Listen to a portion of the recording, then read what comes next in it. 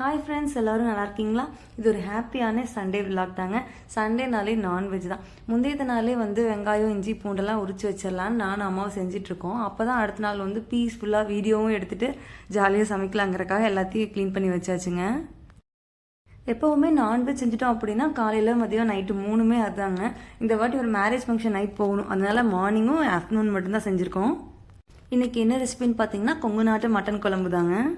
மிளகாட்டி குழம்பு வச்சு அதை அப்படியே கறியை மூட்டி வறுத்துட்டா டேஸ்ட்டு சூப்பராக இருக்கும். மோஸ்ட்லி எங்கள் வீட்டில் இது மாதிரி தான் செய்வாங்க. எப்போவாவது தான் பள்ளி வளையம் அது மாதிரி தனியாக செய்வோம். இதுக்கு நல்லா ஒரு படி அளவுக்கு சின்ன வெங்காயங்க, அது கூட இஞ்சி, பூண்டு, தேங்காய், இதுக்குள்ளே எண்ணெய் ஊற்றிட்டு நல்லா வணக்கி விட்டுடலாங்க. இது மொல்லமாக வணங்கட்டும். கருவேப்பிலையும் ஆட் பண்ணிக்கோங்க. சிம்மில் வச்சு விட்டிங்கன்னா அது பாட்டுக்கு பொறுமையாக வணங்கிட்டு இருக்குங்க. வெங்காயம் நிறையாவும் போட்டுறக்கூடாதுங்க, அப்புறம் குழம்பு இனிக்கும். அதனால ஒரு படி நம்ம எடுத்துருக்கிற கறிக்கு ஒரு படி கரெக்டாக இருக்கும். அப்படிங்கிறதுனால அந்த அளவுக்கு யூஸ் பண்ணியிருக்கிறோம். 3/4 கிலோ மட்டன், அதெல்லாம் குழம்பு வைக்க போகிறோம். இது கூடவே சிக்கன் வறுவல் வெளியே வச்சு செஞ்சுக்கலான்னு என் ஹஸ்பண்ட் செஞ்சுட்டு இருந்தாங்க. அதுக்கு நடுவில் அப்படியே பாப்பாவுக்கு கொஞ்சம் வெஜிடபிள்ஸ் கொடுக்கலாம் அப்படிங்கிறக்காக கேரட் பீன்ஸ் கட் பண்ணிட்டு இருக்கேங்க. பாப்பாவுக்கு சாலிட்ஸ் கொடுக்க ஆரம்பிச்சு 3 months ஆகுதுங்க. இப்போ தான் ராகி கூழ்லேருந்து வெஜிடபிள்ஸ் எல்லாம் கொடுக்கறதுக்கு சேஞ்ச் பண்ணியிருக்கோம். இதெல்லாம் கட் பண்ணி முடிக்கிறதுக்குள்ள வெங்காயம் சூப்பராக வதங்கி வந்துருச்சுங்க. இதெல்லாம் வதக்குனதுக்கப்புறம் இது கூட சோம்பு 1 டீஸ்பூன் ஆட் பண்ணிக்கோங்க. 2 துண்டு பட்டை, கொஞ்சமாக கசகசா ஆட் பண்ணிக்கோங்க.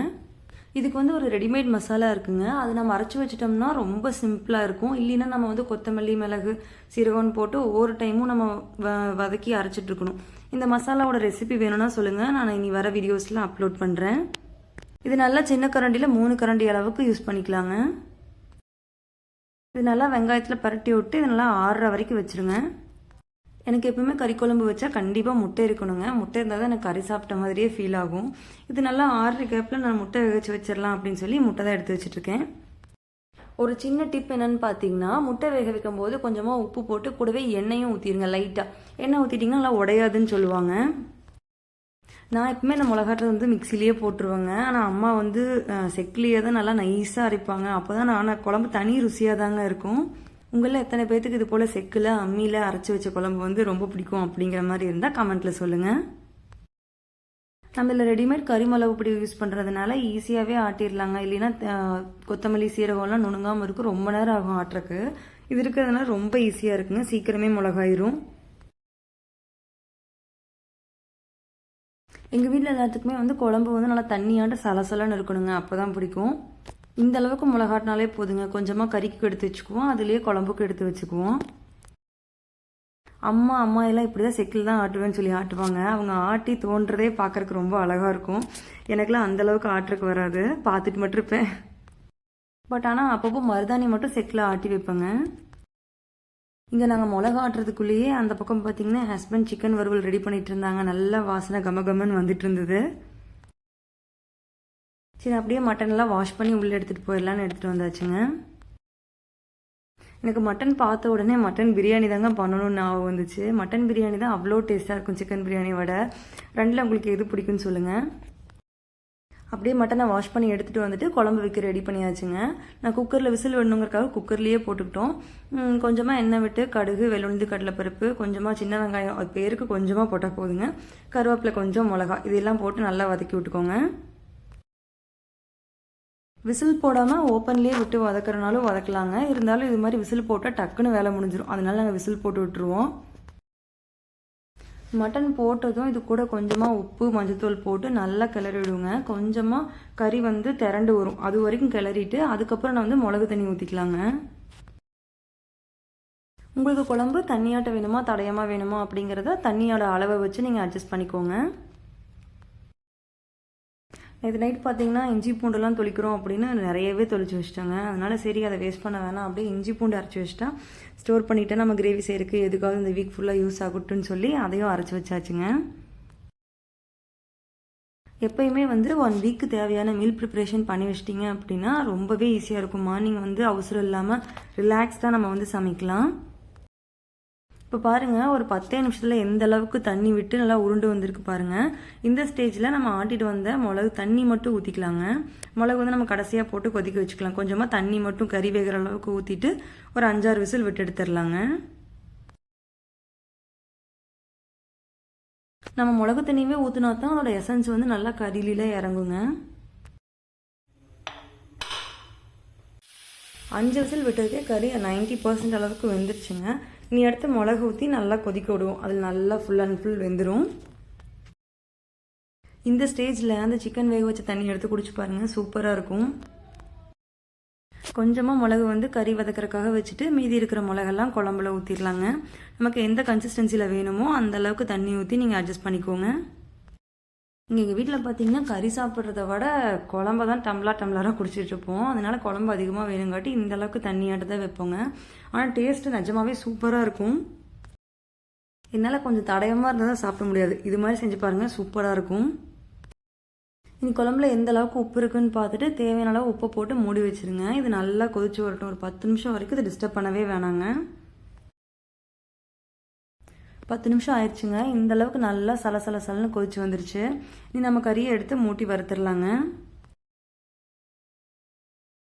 நீங்கள் விசில் விடாமல் ஓப்பன்லேயே வேக வைக்கிறீங்க அப்படின்னா கிட்டத்தட்ட ஒரு 45 நிமிஷம் வரைக்கும் வேக வைக்கணுங்க. அப்போ தான் வந்து மட்டன் நல்லா வெந்து வரும்.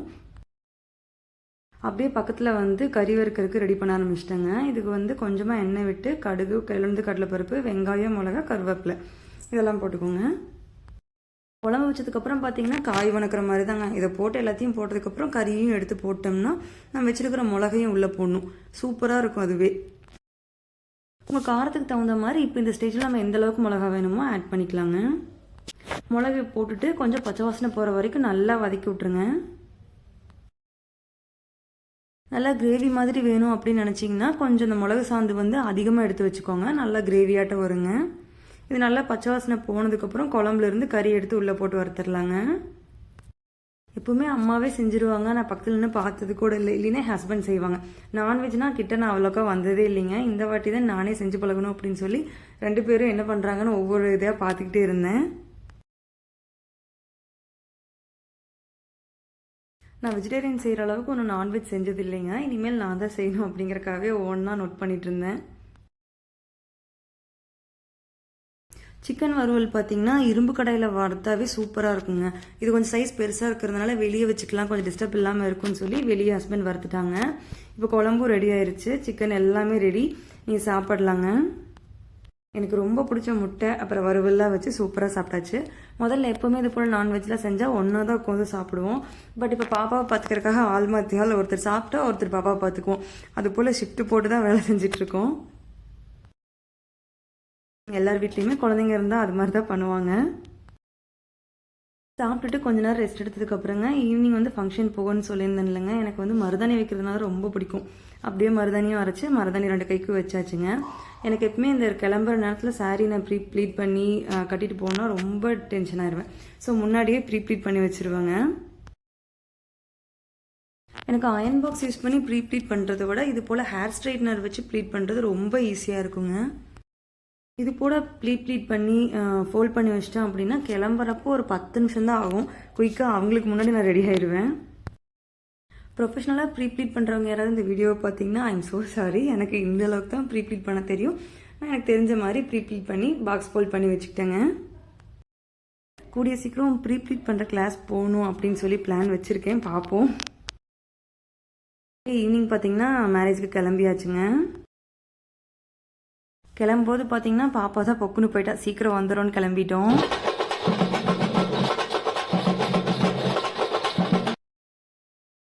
அங்கே இருந்த குட்டீஸ்லாம் பார்த்தீங்கன்னா ரொம்பவே ஆர்வமாக அந்த குதிரை டான்ஸ் ஆடுறதை பார்த்துக்கிட்டு இருந்தாங்க.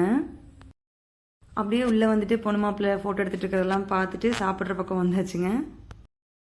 ரிலாக்ஸ்டாக ஒரு 1/2 hour பக்கமாக நான் பேசிக்கிட்டே எல்லோரும் சாப்பிட்டோம். பாப்பா பிறந்ததுக்கப்புறம் பார்த்தீங்கன்னா எங்கேயும் வெக்கேஷன் அப்படிங்கிற மாதிரிலாம் எங்கேயும் போகிறதில்ல. இது போல் மேரேஜ் ஃபங்க்ஷனுக்கு வெளியே வந்தால் தான் நம்ம என்ஜாய் பண்ணிக்கிறது. எனக்கு எப்போவுமே இது போல் ஃபங்க்ஷன்ஸ் அட்டெண்ட் பண்ணுறதுனா ரொம்பவே பிடிக்குங்க. அதுவும் ஃபேமிலி ஃபங்க்ஷன்ஸ்னால் அவ்வளோ ஆசையாக இருப்பேன், எப்படா வரும்னு. சாப்பிட்டு முடிச்சதுக்கப்புறம் டிமார்ட் போயிட்டோங்க. அங்கே வந்து வீடியோ எடுக்கிறதுக்கு அலௌட் இல்லை. ஸோ என்னென்ன பொருள் வாங்கினேன் அப்படிங்கிறது ஒரு ஷார்ட்ஸாக எடுத்து வச்சுருக்கிறேன். அதை நாளைக்கு அப்லோட் பண்ணுறேங்க. இங்கே வந்து கரும்பால் வச்சுருந்தாங்க. சாப்பிட்டு கரும்பால் குடிச்சிட்டு கிளம்பியாச்சுங்க. நெக்ஸ்ட்டு இதே போல் ஒரு சூப்பரான விளாக்ல மீட் பண்ணலாங்க. Until bye from Indhu Gautham.